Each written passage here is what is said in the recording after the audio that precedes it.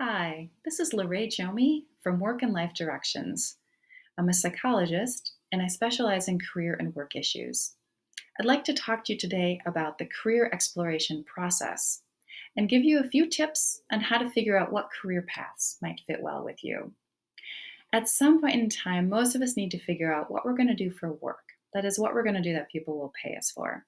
So, whether you're figuring out your first career path or you're thinking about a career change, there's a number of different factors that you want to take into consideration. You want to think about your interests, your skills, and your values, and you want to have some good information about the job market. The first thing to take into consideration are your interests. What are the types of things that you like to do? What are the activities that you get excited about? Think about what you want to do for pay. So there might be things that you enjoy doing, but you want to keep them as a hobby. An interest inventory can be a great way to help you identify some of your interests or to help you narrow down your interests. It can help you answer questions such as, do you prefer to work with people or do you prefer to work with data or machines? Do you prefer a job where you have a lot of creativity or do you prefer a job where there's clear expectations for what can be done? If you're not sure about what your interests are, you can check out a free interest inventory called the Interest Profiler. You can find that at mynextmove.org. Now, some people stop at this process, they stop at this step of understanding their interests. And this is really only the very first step. You want to make sure that you also take into consideration a couple of other things. You want to take into consideration your skills and your strengths. What are the activities, the tasks that you are really good at? These can be really specific skills, like knowing a certain software program. These can be skills that you have gained because you have a degree or certification in something. Or these can be what we think about as soft skills, things like communication skills, management skills, leadership skills, conflict conflict management skills. If you're not sure what your skills are, you can check out the free skills assessment called the Skills Matcher at careeronestop.org. In addition to your interests and your skills, you want to take into consideration your values. What are the things that are important to you? What's going to make your job life worthwhile to you? So, for example, some things to think about are, how important is making money to you? Would you rather have a job where you're making a lot of money, but doing work that doesn't feel quite as meaningful? Or is it much more important to you to do really meaningful work and to not make as much money?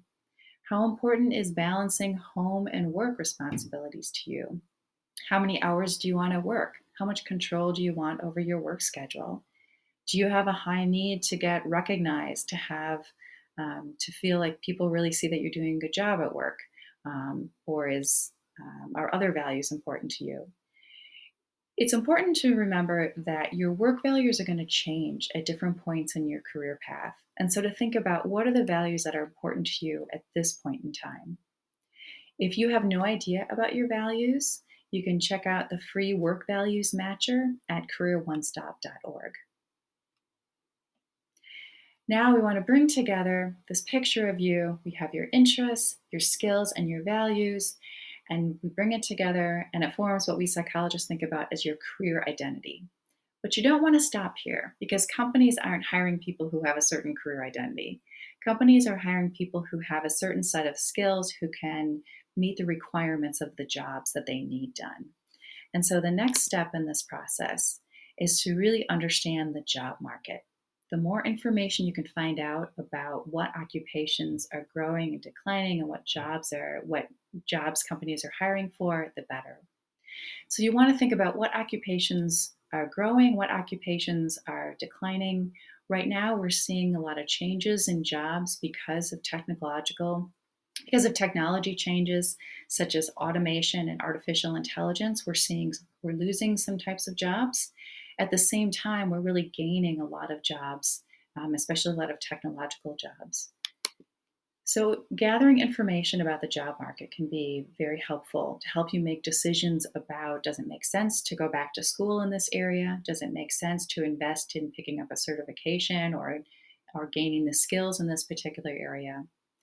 One of the places that can be helpful to find some of this job market information is the Occupational Outlook Handbook that you can find at the Bureau of Labor Statistics website at bls.gov/OOH.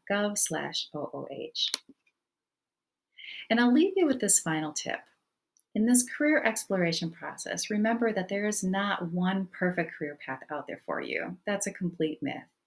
When you identify your interests, your skills, and your values, and have some good knowledge of the job market, you're going to be able to identify multiple occupations and jobs that are going to fit well with you. Thank you for watching these tips on finding a career direction.